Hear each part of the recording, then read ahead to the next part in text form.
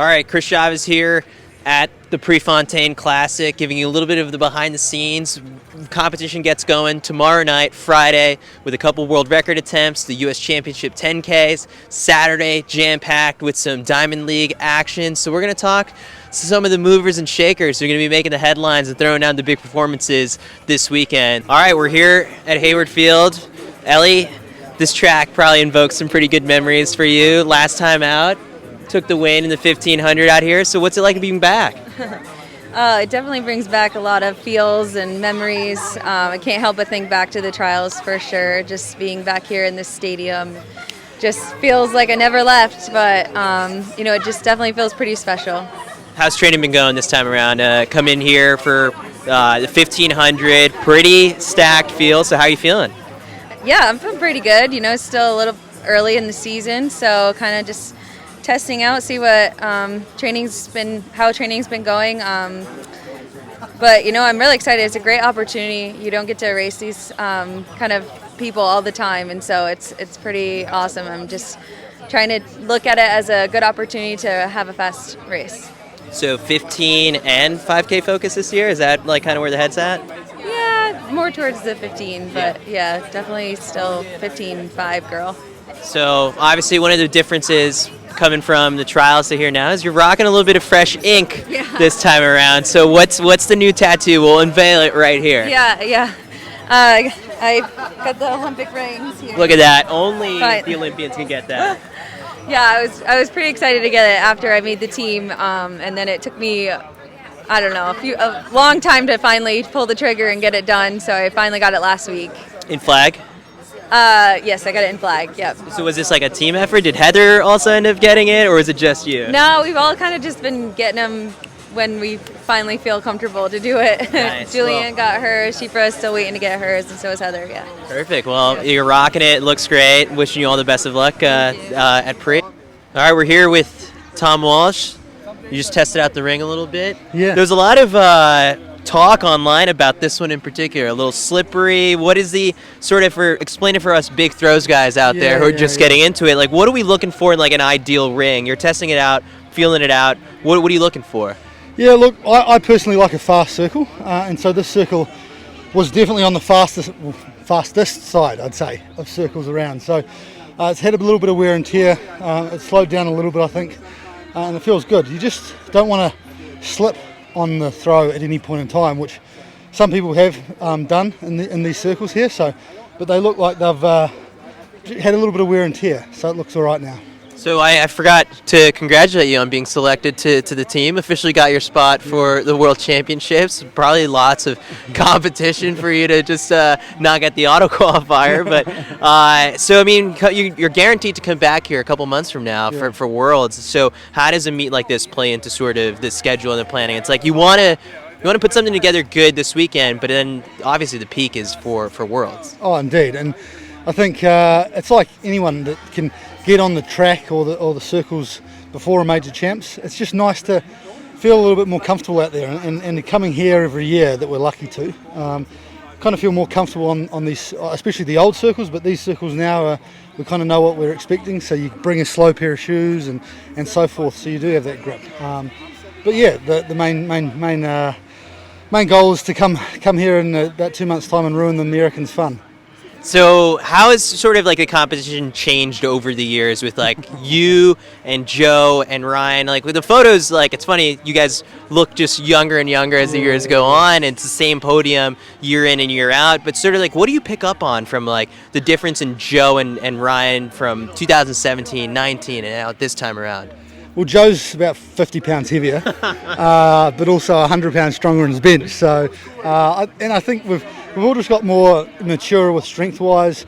We all understand what we need to throw far, and obviously Ryan is doing it really well at the moment, which is a pain in the ass. But that's what Joe and I have got to figure out, right? And I feel like I'm getting my mojo back a little bit over, the last 2 years for me, and along with a lot of people, has been pretty tough, and I feel now I'm remembering what it was like to throw far again, which is a great feeling. Can you pull back the curtain for us, like 2020, like the lockdown happens, right? And you've got, like, for runners, it's easy to just put the shoes back on and go out on your own. But what did you do? I mean, during the pandemic period when you had to put in the training?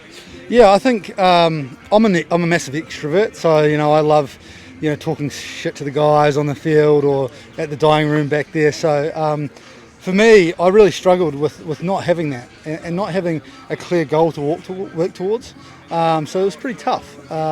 There was definitely some dark days mentally, and thinking like, why do I do this sport? Like, where's the enjoyment gone? It was all about just training for training's sake, really. And I'm not that type of guy. So, and then even coming back in 2021, getting ready for Tokyo, there was a lot of self-doubt. I hadn't thrown that far in competitions for a long time, so there was a lot of self-doubt there. And can I still do this? Do I still have what it takes?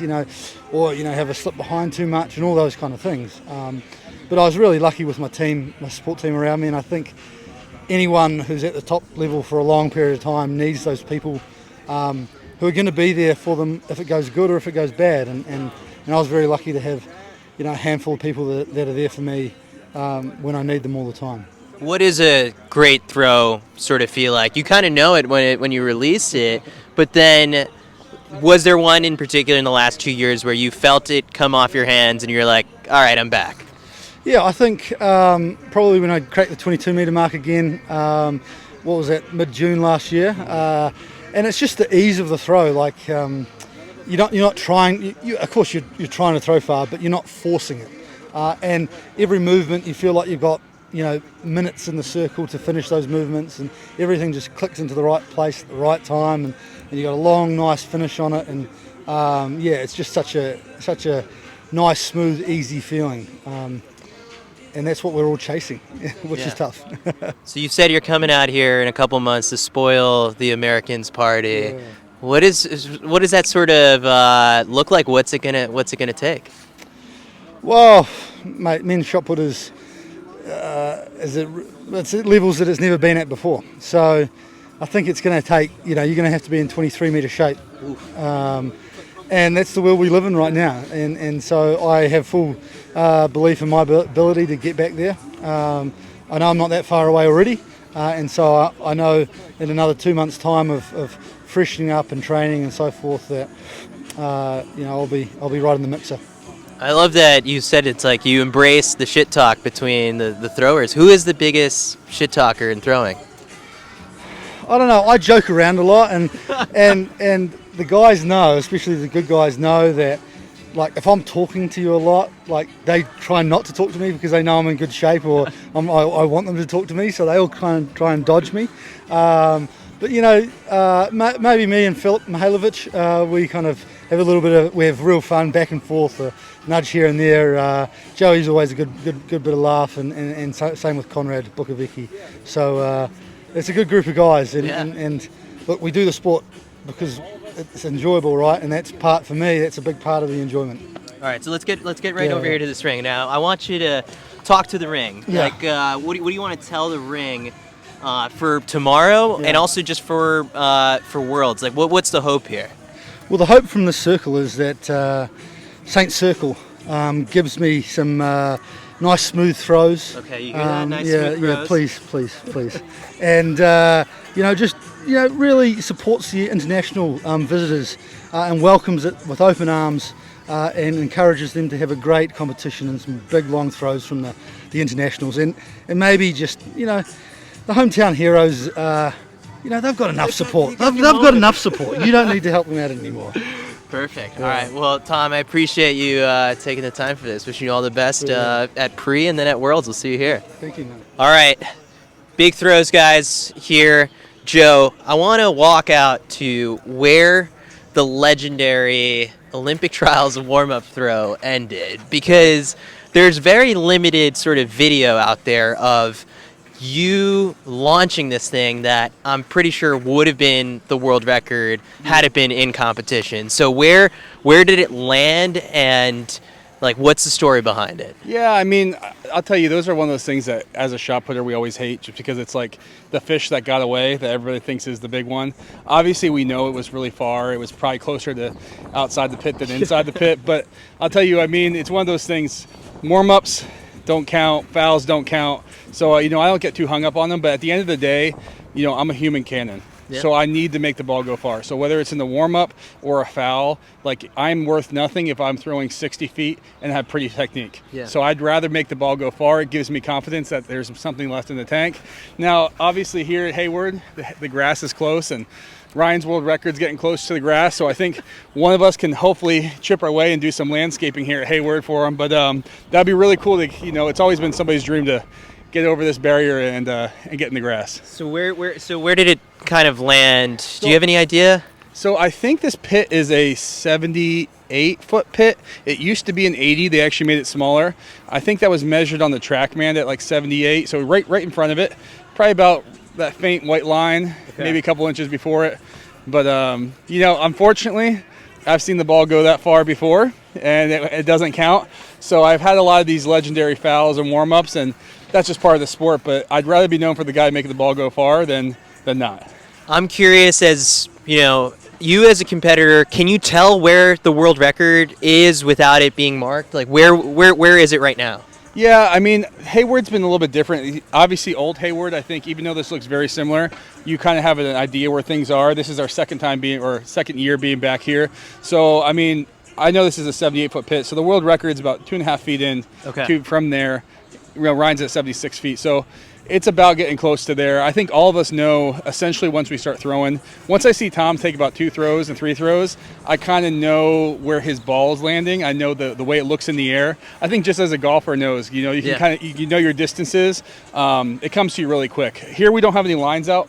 Normally there are some kind of indicating lines, but honestly, give everybody about 3 throws and we could probably put them out there and be within 6 inches. Now, a new addition, I guess, to different from last year's trials is this huge jumbotron.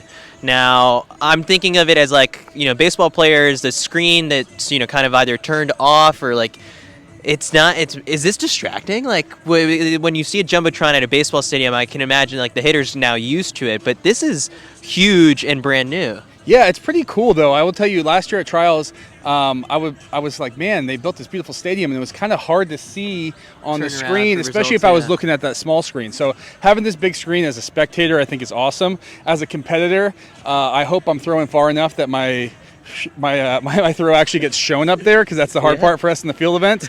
But yeah, if they show us up there, you're definitely ready to see a far throw.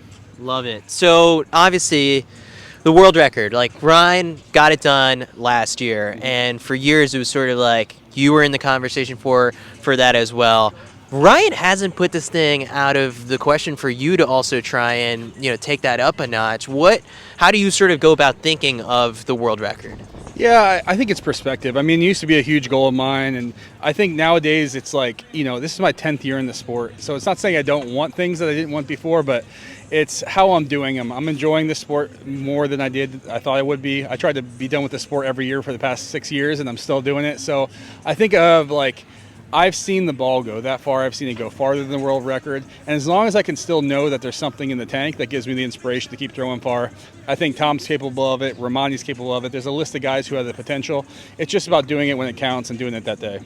So you obviously have your spot here secured for the World Championships, being the reigning world champion. So how does a meet like this play into your plans for the World Championships? You have spoken to me before about how, you know, your body is sort of like a battery, where you don't want to exert too much in one of these competitions and set yourself back to be in, you know, best shape possible for the World Championships. So how are you going about this, USA's and Worlds? Yeah, I mean, I think it's different every year. I'll tell you, you know, in 10 years of doing this, we used to have a season which you kind of knew exactly what was going to happen. One year you're in Shanghai, the next year in Doha. It hasn't been that clean in a long time, especially since the World Championships being in October in Doha, to this year they're actually a little bit sooner than normal. Yeah. So I'm kind of just gauging where it's at. Like right now, having the automatic bid is the best thing in the world.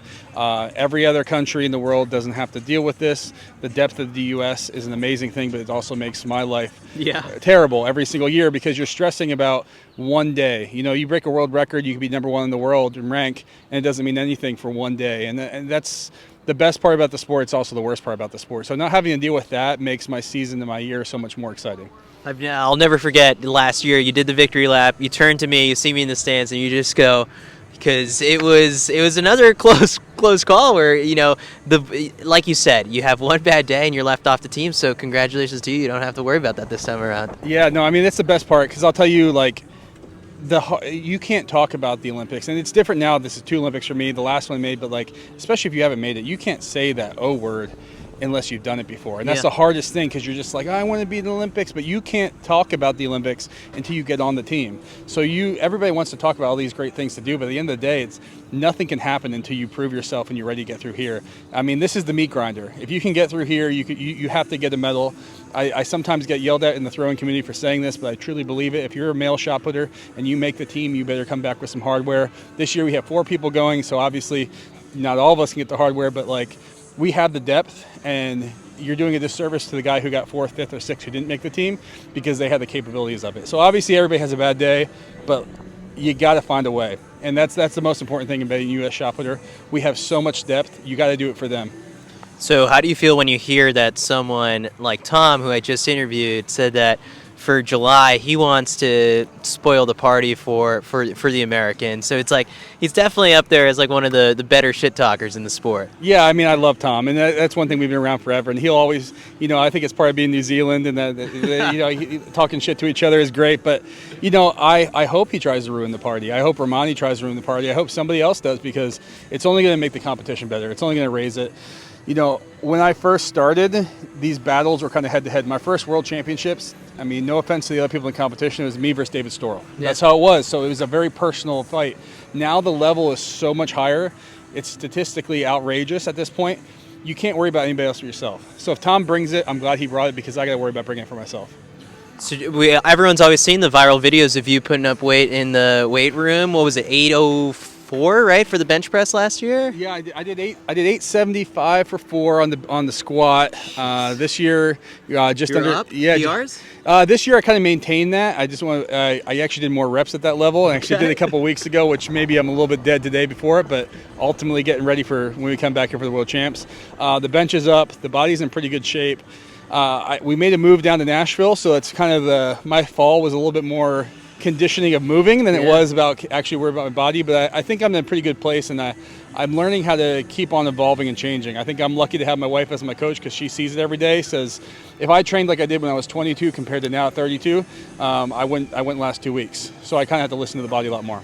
Better food in Nashville or Columbus? Either way, because I'm eating my wife's kitchen, so I'm pretty happy with that. And we're still kind of learning our spots in Nashville. I think we had a lot more spots in Columbus, so we still got to learn Nashville. So I won't rule it out, but you know, I got the best kitchen around. How's Raven been as a training partner, and also just like dragging you out on the track for a couple of these like 200s that you guys are doing? Yeah, I mean, I'll tell you, I mean, I actually haven't seen Raven that much since she moved there. She's been doing a lot. She's been doing a lot of promo in Nike, and her platform has been huge. So I know that's a huge part of her career. So I think, you know, back in the day, I was always about performance, and now I'm realizing, you know, she's doing something special for that. So honestly, we haven't really thrown together probably more than a dozen times this year.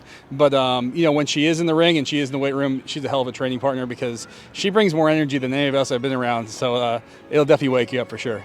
Joe, it's an awesome time always catching up with you, and wishing you all the best of luck at Purrier and at Worlds. All right. Thanks, Chris. Appreciate it. And hopefully see some big throws. All right, we're here with Shadrack Kipchirchir. 24 hours until, you know, it's the showtime for you. So how you feeling? I feel great, you know.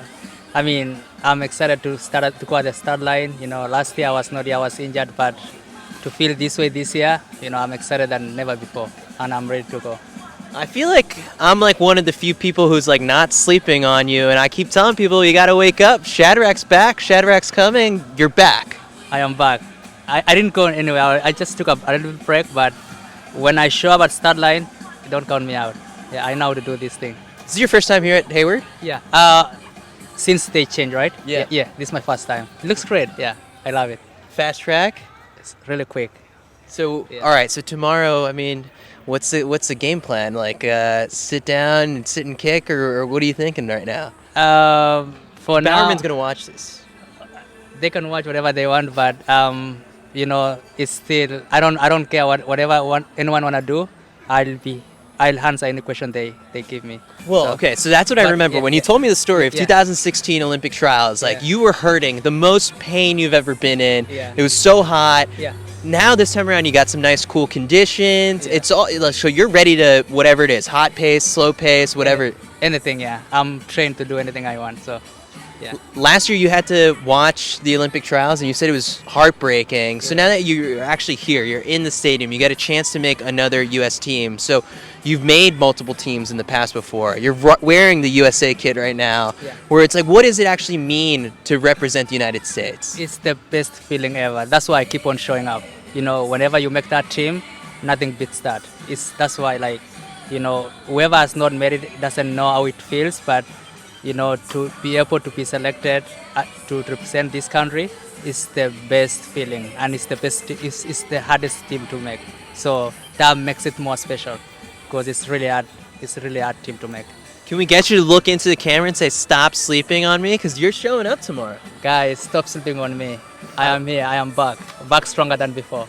All right, we're here with Raven Saunders, Miss TED Talk, Miss Nike Billboard. You're everywhere nowadays. How's the post-Olympic life been treating you? Oh, it's been treating me great, you know, loving track and field, growing my love for the sport a whole lot more.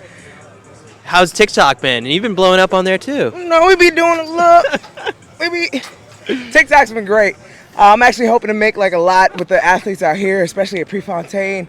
So much great energy, so many great performances going to be happening, and I just feel like the world needs to be seeing these amazing people. If I remember correctly, you got surgery last fall, right? Yeah, September had labor repair and a little bit of work done on my IT band. Jeez, and so how did the recovery process go for that? Oh, I ain't gonna slow nobody down. That's all I know. I'm back out here, back and better. Moved to Nashville. Yes. How's the hot chicken and all that been treating you out there? Hot chicken's been good, you know. When I got a big chicken right here too, you know. So it's a little bit of a slower start to the season for you so far, but that's all because you're getting ready to peak at U.S. Championships, Worlds. So like, what are you doing there in terms of just like visualizing what U.S. Champs and Worlds looks like? For me, I visualize all of my throws. So I'm seeing everyone go down. I'm seeing this 20-something meter throw as well. You know, we're going to be producing out here as well. So really just getting myself into the mental zone and really getting a little bit of early prep before everyone else comes out. You know, got to stay ahead. So everyone's talking about how this ring is like a little bit slicker, slippery for throws. Now I got to ask the question, for twerking, how does it work? Listen, that's why. So we got the camera. Let's test it out. Let's see. We got a little. This is like pretty good, right? Definitely like twerk certified. This is like a twerk certified ring right here. It definitely gets my stamp of approval. All right, there you have it. So, twerk certified ring, ready for some big throws. Raven Saunders, see you at the U.S. Champs, see you at Worlds. Yes, I'll be seeing you guys. We got Noah Lyles here, opened up with a 1986 and brought it down to 1972, but there's people out here running 1904 or something like that, but it's early in the season, right? How are we feeling so far? Sure, I feel good. You know, you had a good session with Ralph Mann this last week. You know, I got some bad and good news, but the great part is the good news outweighed the bad, so again, we're all good. So back here at Hayward Field, place brings back some good memories from last year, especially the pre-classic. So what's it like being back? Sure. I mean, I'm just hoping that the weather holds up. You know, everybody knows that Oregon is, you know, raining all the time, but I'm just, you know, for one day hoping it doesn't do what Oregon does. But other than that, the competition is stacked. I'm just here to have fun and have a good time.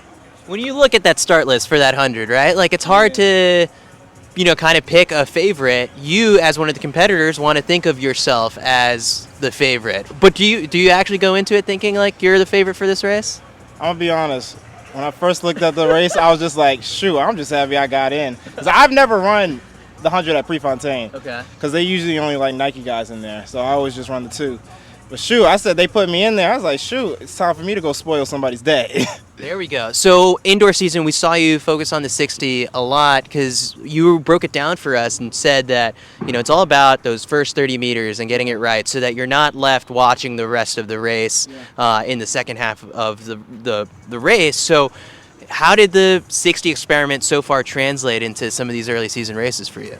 To be honest, it's been a mixed match of bags. I'm trying to treat it more like a 60, but recently over this last week, I think I've really finally been able to find my groove in the 100. And that's been like my hardest issue, just finding my peace of mind in the 100. I'm so easily connected to the 200, and then when I come to the 100, it's just like, people just like transfer it. It's like, it doesn't work like that. But I feel like now over this last week, I've been really able to put those, comfortable steps. Everything feels very natural. Everything feels very purposeful. So I'm super excited to do it here, especially with competition next to me. I was just talking to Joe Kovacs before, and he was telling me, there's nothing better than having like the automatic spot for the World Championships, because like now you just get to, you have your spot secured and you get to, focus on peaking at the World Championships. Yeah. How's that been for you, knowing that you're seeing these fast times happening left and right, but you're getting ready to put it together in July, not, early May or late June? No, it's way easier. Like, I remember World Championships in 2019, getting ready to make the U.S. Championships. I'd gone over and ran that 1950 like 2 to 3 weeks before U.S. trials. Then I went and ran a 9.9 in the 100.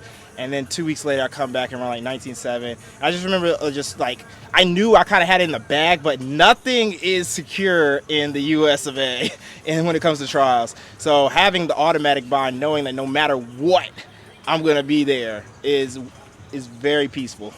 What's the plan right now for U.S. Championships for you? Like doubling down on the 100 and the 2? Or what does the schedule even allow for?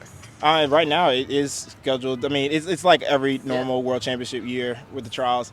2 rounds of the 100 on the first 2 days, and then they do, 1 round of the 200 and 2 rounds on the last day. Right now I'm entered in the 100. I might jump into the 200 just to try to get more 200s in. I really had 2 200s this year, and everything else after pre is like 100. So I'm like, I need another 200 to get, just keep my feelings going for it. As my mom would say, I need to check up on my wife. So, all right. So, heard it here. Noah's getting ready for August. Are we thinking getting down to some of that 19.4? Shoot, don't disrespect me like that. American records, bro. All right. American records. Here we go. All right. What are the little things? What's the difference between what you're running now and an American record? Like your PR race and what it would take to break the American record. Like, what are the little tiny areas? Is it like that part on the curve, or like where? It's all in the curve. Like, okay. I'm looking at, all the data, because, Omega tracks all the data from like my best races, and I'm putting down like some of the fastest, straightaway parts, hundreds. Like, they're like, yo, this time is right next to Usain Bolt. And I'm like, oh, that's good. Yeah, but your first 100 is kind of lacking. I'm okay. Well, how lacking? It's like, well, there's like 10.1, okay, and then there's you, which at 10.20, like 10.22, 10.24. That's a lot of like, ground to make up. Huh? You don't say. But it's like, I know I can do it. So it's just, making sure I'm running as fast as I am on the straightaway as I am on the turn. All right. Well, there you have it. All right, Noah, appreciate it. Best of luck this weekend. Best of luck at USA's, and then see you back here for Worlds. I can't wait.